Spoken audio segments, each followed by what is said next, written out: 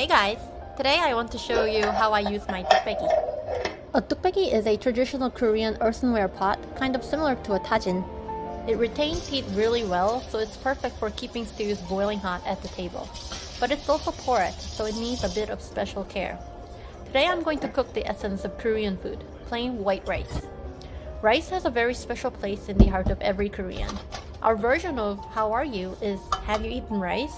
And when a meal is good, we say "The rice is sweet." Because ttukbaegi can crack and doesn't have a very hard, shiny surface, I personally don't wash rice inside it because the dried rice grains can scratch the inside.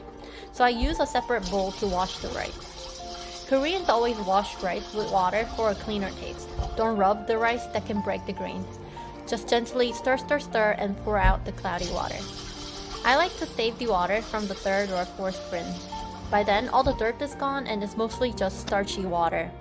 You can use this for soups like doenjangjjigae to help bring all the flavors together, but today I'm saving it to clean the ttukbaegi later.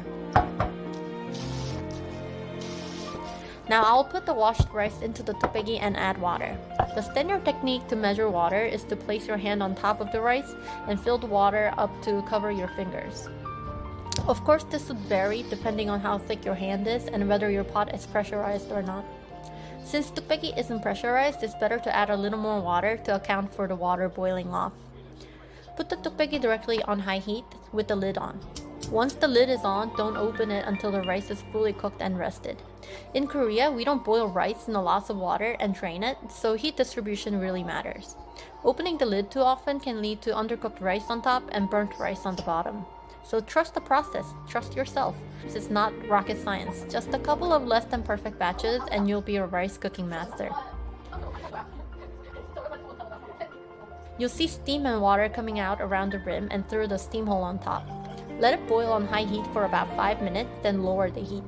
Let it cook on low heat for about 15 minutes.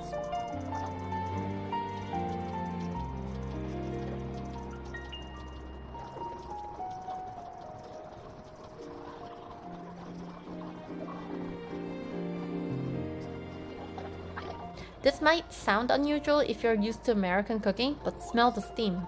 Smell is the most reliable way to know when to turn off the heat. At first, the steam smells raw. Slowly, it starts to smell cooked, kind of like bread. It's hard to explain, but you'll be surprised how instinctively you can tell the difference. When it starts to smell toasty, usually around 15 minutes on low heat, turn off the heat. Do not open the lid. Let it rest. In Korean, we call this 뜸들이다. This step is very important. The rice finishes cooking during this time. The ttukbaegi holds the heat and really helps here. Let it rest for at least 5 minutes. Now the rice is ready. See how it's still boiling hot? As soon as you open the lid, gently mix the rice with a spatula.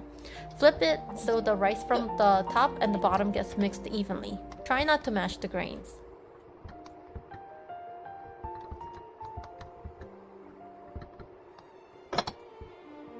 You'll see toasted rice stuck to the bottom and sides. Old school style, you can add water to the pot after scooping out the rice to make a gentle porridge or scorched rice tea for dessert or breakfast. Today, my mom friend brought Korean Japanese style curry, so we are eating that with the rice.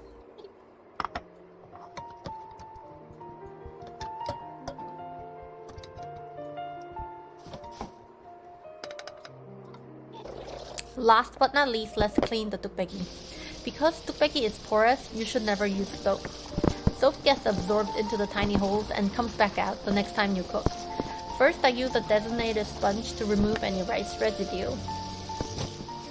Next, I rinse it with the starchy rice water to clean the pores. Then I add coarse salt and gently scrub. Don't forget the lid.